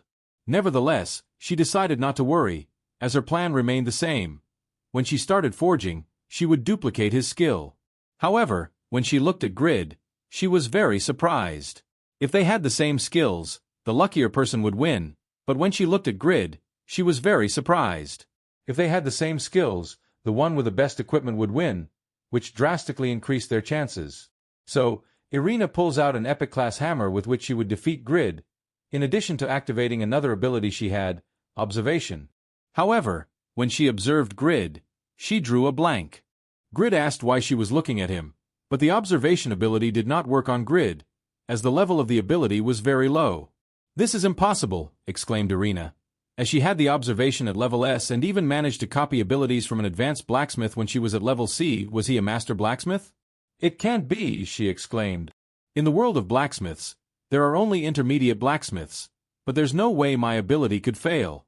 So, she thought there was only one explanation. Did he also have an epic class? But she dismissed that answer. That can't be. Agnes Katz and I are the only epic class users. So, was he a unique class user? Irina wondered. She didn't know, but the only thing she was clear about now was that if things continued like this, she was going to lose. So, she quickly called Rabbit, asking for Grid's mentor to also participate in the competition. This proposal surprised Rabbit, but they had to do whatever it took to win. So, they explained the situation to the host, who quickly called Can to participate. Thus, Irina would face a 2-on-1 situation. Back to Grid, he thought he was being underestimated, but the Elderkin was grateful for the opportunity to participate alongside the blacksmith he respected to defend his forge. Grid also became emotional and started working alongside Kansas. This was seized by Irina, who focused on the Elderkin to copy his skills, satisfactorily obtaining advanced craftsmanship, the blacksmith at level 2, being able to use it once during the competition. Irina thought she would have a similar level to Grid's, so now she had to work on her dagger and leave the rest to luck. After a while, Irina realized they were still working on the blade, while she had already finished that part. On Grid's side, the blacksmith's patience was activated, improving his blacksmith statistics. Everything was going well, and he had the old Can by his side. Everything was perfect, so the blacksmith's talent was also activated, improving the dagger's statistics. However, Rabbit seemed to have noticed something. Meanwhile, for Grid, there was only one thing left: to use a minotaur horn to create the hilt. They had spent a lot of gold on this resource. Then, Grid heard the host's reaction. Irina had finished forging her dagger, just like her master. It has a wonderful aspect. This masterpiece was completed in less than 3 hours, exclaimed the host. Grid was surprised. The girl hadn't been boasting. She was really very talented. The host proceeded to show the weapon statistics. It had fabulous statistics. It was an epic-class weapon with over 120 attack points and the probability of enchanting the rival. The requirements to use the dagger were to have over 100 levels, have over 200 agility points and 30 intelligence, in addition to having intermediate dagger mastery. The results are clear, exclaimed the host. Grid, on the other hand, couldn't afford to be distracted. The company owner was impressed with the young lady's dagger. Ken was also impressed. The girl's skills for her age, but she was no match for Grid. It was then that Grid finished his dagger. The only thing that worried him was that the audience wouldn't have a heart attack after seeing his dagger. However, the arena was interrupted by guards, who approached the protagonists and arrested Grid, on the charge of cooperating with the traitor Uroi. Both the elder Can and the residents of Winston were surprised. They arrested Uroi? They wondered, confused. Valmont, on the other hand, showed indifference. This wretch is behind it all. He knew he couldn't win, so he mobilized his guards, thought Kansas. Grid, on the other hand, denied working with Uroi, as that damn man had stolen a mission from him. Rabbit, on the other hand, was glad to have mobilized the guards in time. I've seen all kinds of objects during the 20 years I've worked with the company, but Irina's dagger can't rival this object. We've lost, thought Rabbit. Even the grumpy Valmont could appreciate how magnificent Grid's dagger was. The results were being announced, and they would definitely lose the support of the public in this situation.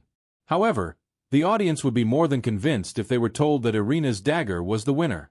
So, Rabbit hides Grid's dagger so that its statistics are not seen, but he would remember the blacksmith's name. With these skills, it wouldn't be absurd to call him the best blacksmith on the continent, he thought. Then, Irina approached to see the dagger. What a magnificent object! If we had finished the game, I would have lost. However, Irina fulfilled the requirements of her mission, so she asked for the reward, to which the strategist agreed. Irina completed her mission, earning 1,500 gold, the title of competitor, as well as statistics and skills. She obtained the dice throw ability, which would cause a beneficial or detrimental effect, depending on the number that came up, and could be used on both allies and enemies. Irina thought they had accused Grid without reason, as he seemed innocent and confused. However, it was necessary for them to win. He has the worst of personalities, but I would like to know his true identity, the player thought. Then, the NPC Rabbit reveals that he noticed Irina's poor skills at the blacksmith, but her movements were just like Khan's, so she must have some ability to copy. Irina was impressed by the NPC's abilities, but Rabbit changes the subject. One day, Count Stein will stop the Marrow Company due to his greed, so he was thinking of leaving the company and seeking another opportunity for success. After seeing Grid's abilities, she thought that Can's blacksmith could be that opportunity. Grid could rival the rest of the companies just with his skill. Is this player really that amazing? Thought Irina. Then, Rabbit proposed another task to Irina. Would you help me rescue that man? Exclaimed Irina. Then, a new window appeared with the details. She would have to help Rabbit rescue Grid. If she succeeded, she would receive 5,000 gold coins and maximum affinity with Rabbit and the residents. But if she failed, she would lose 2 levels and the NPC would disappear along with the future missions he could grant. Who was this guy? Thought Irina. As soon as she related to him, she obtained a title and an S rank. Should she help him? Exclaimed the player. Meanwhile, at the blacksmith, the residents were thinking of rebelling. We can't leave everything in the hands of Grid and Uroi, they lamented. They were going to protect their future themselves, but the emotion is interrupted by an arrow. Balmont had predicted a rebellion. The citizens were very angry, but Balmont was going to subdue them. But the NPC's goal was nothing other than Can's blacksmith. You are demons, thought Kansas. Then, they ordered to arrest Can as the leader of the rebellion. In another dark place in Satisfy, poor Yoroi was exhausted, praying for someone to rescue him. According to the data, his condition was unstable, so they had to disconnect him to ensure his safety. The game developers were discussing whether they should intervene. In the eyes of some developers, it was very dangerous to leave this to Grid, as he was a very low-level user and had just been arrested. The probability of success should be less than 9%. However, now Grid was closer to Yoroi. There was still hope. This player had a lot of persistence. He will definitely do something. We will bet the remaining 2 hours on him, decided the director of the Mongolia branch. In the dungeon of Winston's castle, the guards were trying to extract information from Grid. "Fool, if you don't answer my questions, you will be executed immediately," shouted an unhappy guard. "I don't care," replied our protagonist, even more stubborn. "You have no courage. You are manipulators," shouted Grid to vent. But in reality, if he died, the protagonist would reappear at Khan's blacksmith. However, the other guard calms his companion. "Calm down, Leo. You know he has an immortal body. Let's take him to solitary confinement." This was a terrible situation for Grid. If they imprisoned him, Khan would be in danger, and he couldn't play if they kept him in prison. "What a big problem," shouted Grid. Then, the guard orders to imprison Grid until he is willing to talk. Grid couldn't express his discontent, as he was already ready to talk. Grid is arrested. But then he receives an S-rank mission, Apostle of Justice. He had to rescue Yoroi in less than 7 hours. As a reward, he would obtain the title of Apostle of Justice, along with other benefits. Grid had seen this mission before. They were the same rewards that Yoroi showed him. Grid was imprisoned, but there was no option to refuse the mission. "Why are they doing this to me?" cursed Grid. 3 hours had already passed, and Grid's situation was the same. Our protagonist wanted to strike the goddess of fortune, but this thought is interrupted by a familiar voice. "Grid, where are you?" It was Irina. "What is this girl doing here?" "It doesn't matter now. She is my last hope," thought Grid. He didn't like her, but he only had 2 hours left, so the protagonist made some noise to get her attention. Irina noticed the sound, but was startled to see a bloody and gagged Grid. Irina was happy to find Grid and was willing to free him from the cell. But first, she would return his dagger. "I return this to you. You put in a lot of effort," expressed Irina as she returned his dagger. Grid thanked her for the gesture. Maybe she's not such a bad girl, thought Grid. However, Irina had a request in return. She wanted Grid to make a magical orb capable of containing the greatest amount of power possible. Grid had never forged anything like it, but he would accept for now. However, the player had one more request. She wouldn't call her girl again, as her name was Euphemina. Irina was a nickname. Grid thought there were too many conditions, but he had no choice. Finally, Grid was free. But why would he help Irina? And how had she managed to get this far being a blacksmith? Then, the user reveals that she is not a blacksmith. She confesses that she has the hidden class duplicator, and that during the competition, she had copied Khan's abilities. Grid is surprised, as currently there are only 3 hidden classes in Satisfy. But why would Euphemie reveal this to him? Euphemina confesses that sooner or later they would have met, and she also knew that Grid also had a hidden class of at least a unique grade. This surprised the protagonist. Could he have fallen for him? He asked the protagonist directly. "Stop talking nonsense," the player replied, because even though she didn't know Grid's class, they now had to fight seriously as they had brought the entire army. Irina had already finished off 100 of them, but she needed Grid's help to finish off the rest. Grid couldn't help in combat as he only had his dagger, but upon seeing the weapon statistics, he had a pleasant surprise. Apparently, the weapon was of unique grade, with high attack damage, the possibility of instantly finishing off the enemy, and the abilities of explosive wind and swift movements. Additionally, the dagger granted agility to the wielder. It was an incredible weapon, but the usage requirements were absurd. The player would need to be above level 180, have nearly 500 points in agility statistics, and master advanced level dagger skills. Grid hadn't been able to see the weapon statistics as he was arrested before doing so. Then, 2 windows appeared, one being a weapon created by Grid, with a 100% understanding, so the only penalty that applied to the weapon for not meeting the requirements was a 20% reduction in damage and half the effects. Grid was disappointed to receive penalties, even as the creator. But Irina was truly surprised. How could he use this dagger? Are you part of an assassin's guild? She asked, bewildered. Because, as a general rule in Satisfy, no user can use an item if they do not meet the requirements, even if they are the creator. Grid was an exception, thanks to his descendant class of Pagma. Irina was surprised that the protagonist had as much mastery of weapons as advanced blacksmithing. He must have seen the dagger's statistics, she thought, but they were interrupted by a horde of knights who attacked the protagonist mercilessly. In response, Grid used the explosive wind ability of the dagger, finishing off an entire group of guards. Euphemina applauded, surprised by Grid's abilities, but the protagonist shouted not to just stand there. The player revealed that she only needed to rescue him, and that her abilities had a small cost. Grid couldn't waste time, as another group was coming after them, and there was just over an hour left to complete his rescue mission. Then, Grid revealed to Euphemina that they needed to rescue someone else, but the player told Grid that she had already rescued Can, who was coming here. Was he also captured? Grid wondered. It was a relief to hear that, but I need to save a guy named Uroi, the protagonist revealed. Irina wondered who he was, but Grid also didn't know, as he had only seen him once. Euphemie didn't want to continue getting involved, but Grid was forced to take on this mission, so he called the girl annoying. This irritated Euphemie. I already told you not to call me girl, the player shouted, while launching a powerful ability that grazed our protagonist. Irina had massacred a complete group of guards, causing the soldiers to retreat. This speed without chanting was comparable to Yura, thought Grid. I'll let it go this time, but I really would love it if you didn't call me girl, a grumpy Euphemina said in a challenging tone. Grid could only apologize for his mistake. How far should we go? Isn't B3 the lowest floor? Grid asked, bewildered. But the player replied that there was a lower B4 floor, so they only had to follow her, as there was just over an hour left to complete their mission. Irina revealed that someone she trusted had told her about the existence of the B4 floor.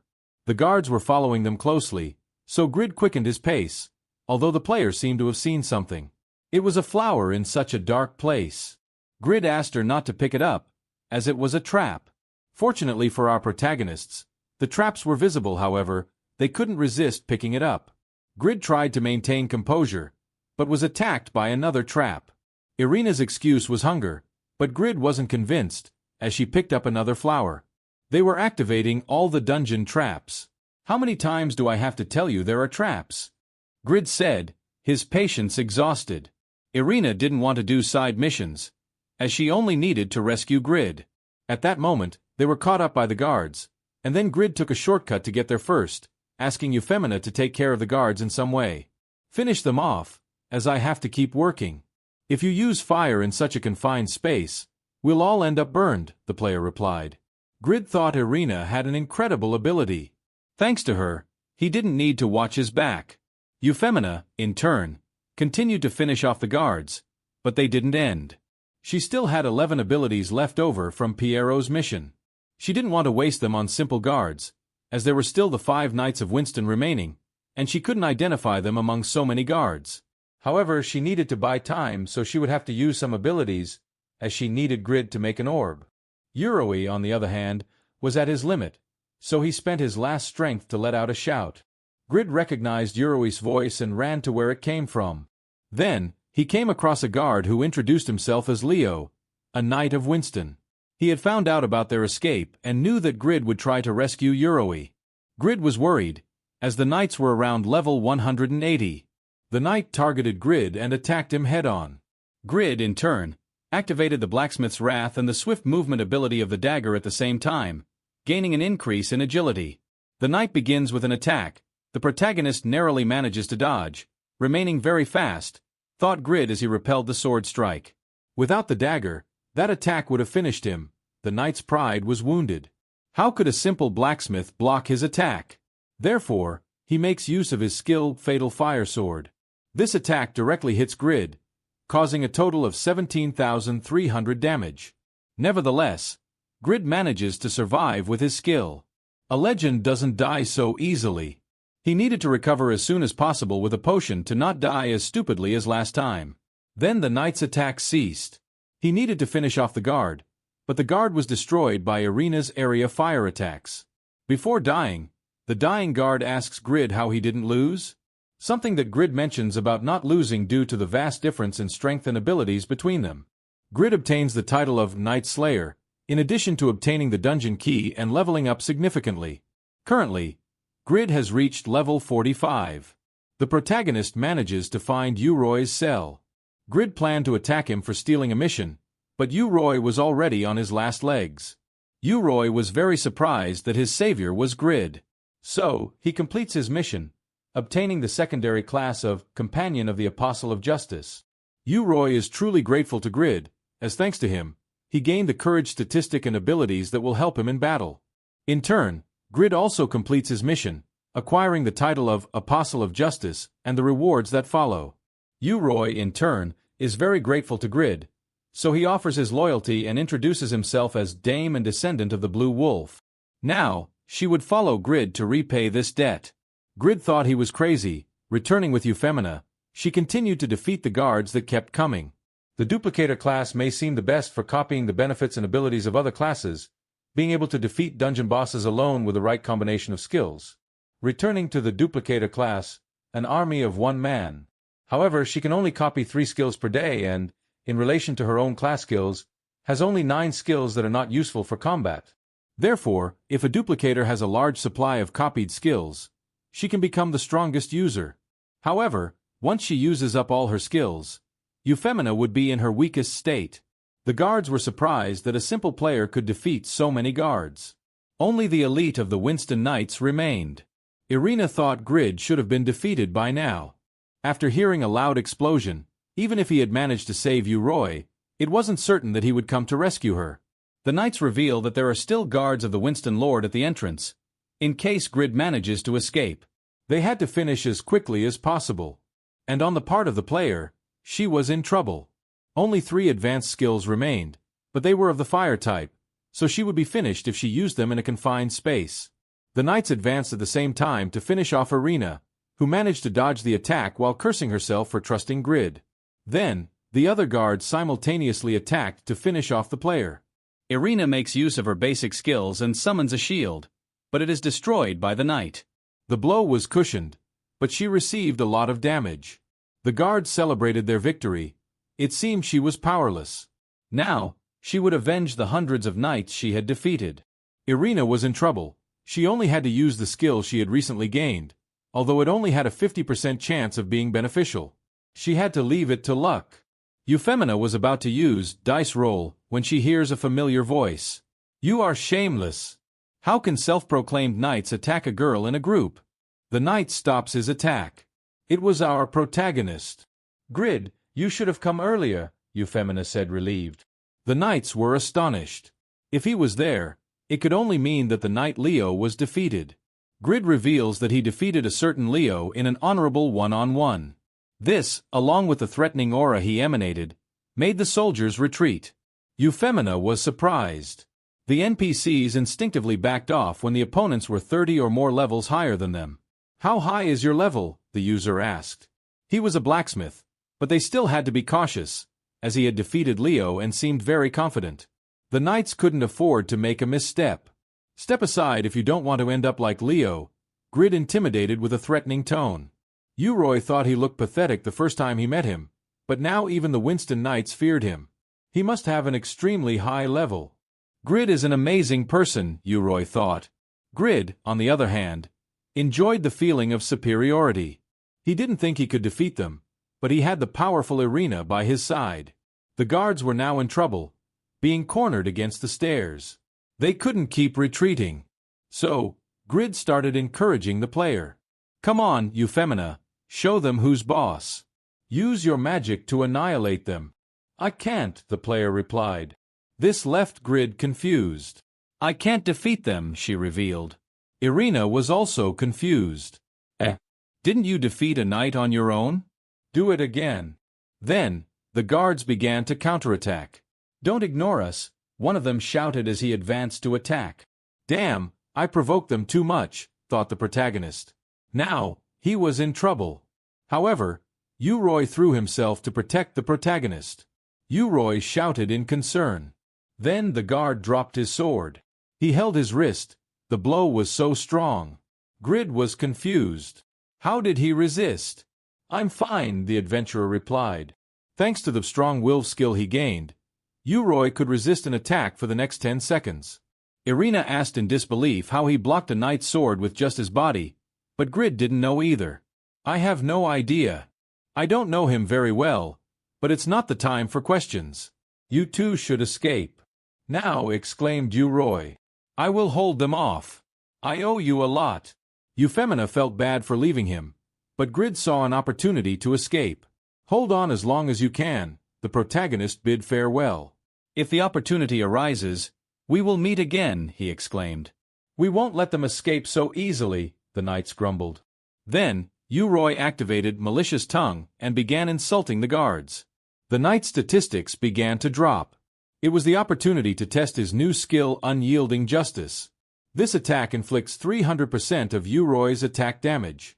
It was a spectacle of lights, but it didn't really cause much damage to the knight, as Uroi's damage statistics were very low, even when increased by 300%. Exhausted, the player fell to his knees.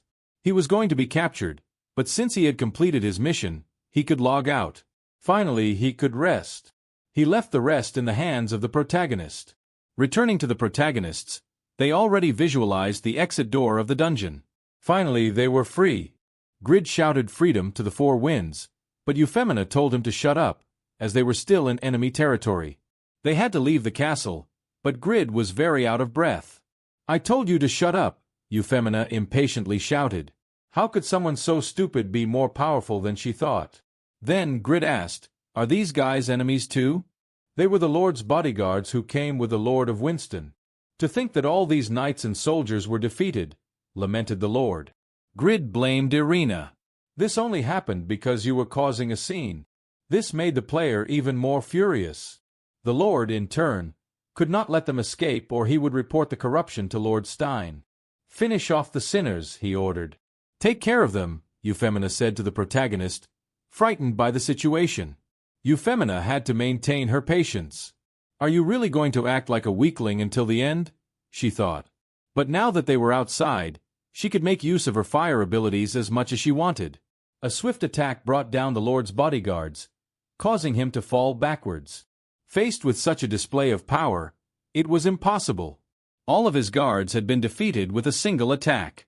However, Euphemina managed to release all her stress and asked the Lord to accompany them out of the castle. Grid, for his part, wished he never had to face such a terrifying player. Finally, they were truly free. "Great job, everyone," shouted the strategist Rabbit. The Lord shouted for help. "I forgot about the company," Grid thought. But why was Euphemina speaking so casually with them? Right, they worked together. "Did they set me up in a trap?" Grid asked. Grid quickly checked his statistics to see if he could take on all of them. He now had 4 titles and luckily, the enemies were not very well equipped. He should increase his attack and defense with all the stat points he had gained. The protagonist spent 150 on strength and 90 on agility. There was no other option. After increasing his stats so much, the protagonist became too powerful, although he had not realized it yet. Because the total stat points of a level 45 are less than 500 points, but Grid's exceeded 1,300 points and, with the dagger equipped, his attack power surpassed level 100 of the fighter class. However, his expectations of fighting opponents so overwhelmingly superior made him feel weaker than he really was. "Rabbit, what are you doing?" shouted Lord Winston.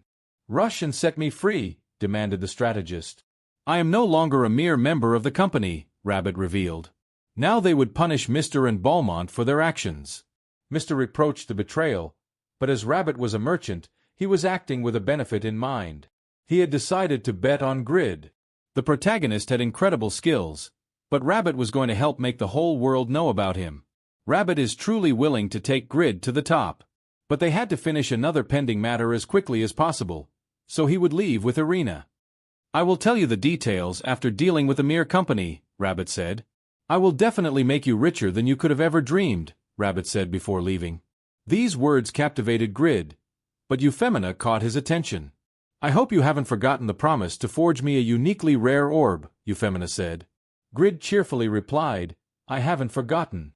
You just have to obtain the materials and the production process for me," Euphemia was very surprised that Grid had agreed so obediently, but in reality, Grid would obtain a completely free production method. I will contact you when I get the materials, Irina said goodbye. It was fun. See you. Once everything was finished, the protagonist decided to disconnect, as he was very tired. Finally, he could see the light at the end of the tunnel. I was going to be rich. Guys, if you don't want to miss the next releases, subscribe to the channel and leave a like. It's very important for us, in addition to the comments, which generate engagement for the channel. I look forward to seeing you in the next Nerd Recap.